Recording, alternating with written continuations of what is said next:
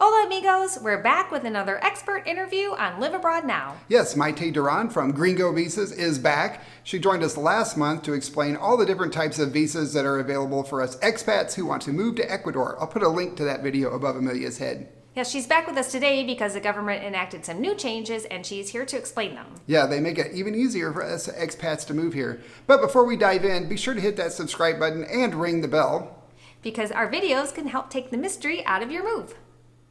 Hi, how are you? I'm Maite. I'm with Gringo Visas. We've been doing visas in Ecuador for over 10 years. We can basically assist you anywhere in Ecuador if you're relocating here in this beautiful country. There's a lot of new and exciting things happening with the Ecuadorian laws here.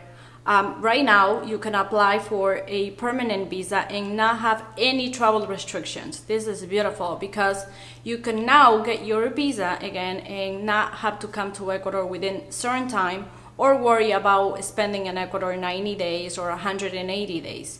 Basically, this new law says that you have free travel restrictions for as long as you have a temporary visa.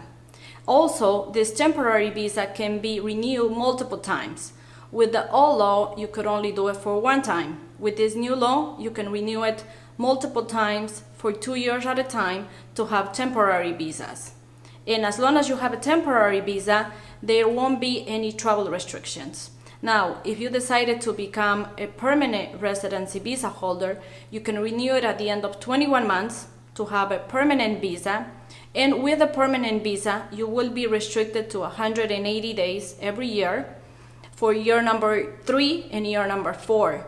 And after that, you have free travel restrictions again, but you can't be gone for more than 2 years at a time. This is with the new law. Before, you could be gone for up to 5 years and not lose your visa. Now you can be gone for 2 years. It is important to know that the law in Ecuador is not retroactive. If your visa was issued under the old law, which was prior to February 5th, 2021, your visa will remain with the laws that were active at the time your visa was issued. Now, the new law also states that if something happens to the main visa applicant, you will not lose your visa. If the main visa holders dies or you get divorced or any circumstance that is not in your control, you will not lose your visa. This is under the new law that passed on February 5th, 2021. This new immigration law benefits all of the dependents. Now, if you're investing money, you don't need to put the additional $40,000 in the bank for your dependent to have the free travel restrictions. They automatically have free travel restrictions even if you're investing one time $40,000. There is no additional $500 for the additional dependents. Also, when you are doing a pension visa, your dependents will benefit from that as well, and only you need to show $400 a month. Before, you needed to show an additional $100 for your dependents, and the minimum income required was $800, plus the dependent was $900. Now it's only $400, and they still benefit from the free travel restrictions. Basically, this new law applies for all kinds of visas, professionals, investors, pensioners, work visas, student visas, and they all have free travel restrictions while they are temporary visas. When they become permanent, of course, they have the 180 days, but right now, if you want to continue on having temporary visas, they will not have the travel restrictions. And with a professional visa, you could also add dependents. They will still benefit from the free travel restrictions. The income that is required to show on a professional visa, for example, it's only $400 a month by showing bank statements in a bank account in the US or in Ecuador. And this is mostly needed when you are renewing your visa into permanent visas. When does your visa get denied? If you committed homicide, were accused of kidnapping, rape, or any other crime that was punishable for 5 years or more in prison. Now, everything goes on a case by case in Ecuador. If you have any other felony or misdemeanor in your record, you will be asked to come for an interview, and it will depend on the officer that's taking on your case. And it goes on a case by case. He will make the final decision. The only way to know if your visa is gonna get approved because of you have something on your record is to go through the entire process. Little things are not taken into consideration, like drug convictions, misdemeanors, DUIs, domestic violence are not a reason for your visa to be denied.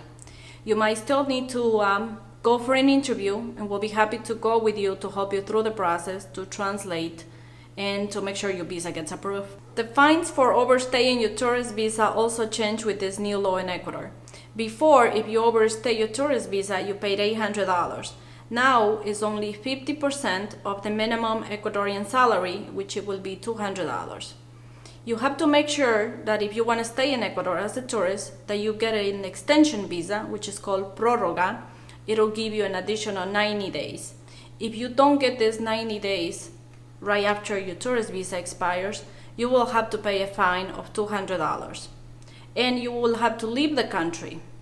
If you leave the country, you have to be gone for a year. The time starts when you actually leave the country.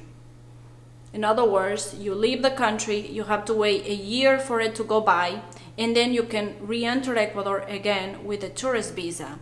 At the end of the year, your $200 will be waived. You don't have to pay it again.